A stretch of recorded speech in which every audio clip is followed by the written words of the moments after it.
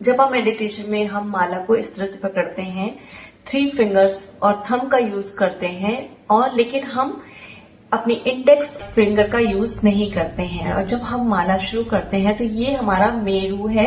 इसके बाद का जो पहला बीट होता है वो हमारा मेन बीट होता है, वो फर्स्ट बीट होता है। तो उसको जो प्रेस करके हम ओम हल्का सा प्रेस किया, उसको पीछे की ओर लेके गए और नेक्स्ट बीट पे आए ओम।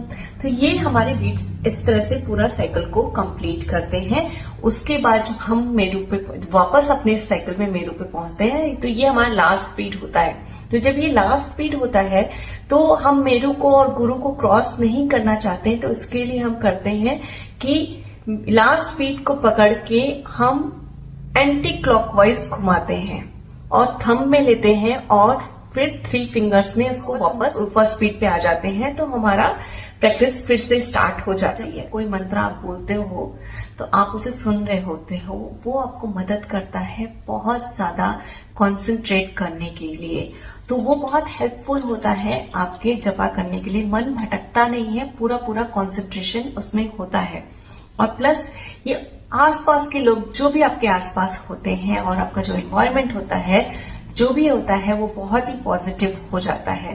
तो मैं हमेशा रिकमेंड करती हूँ कि आप जब भी जपा करें तो वोकल, इन्वर्ट ना करके वोकल करें। हरिओम।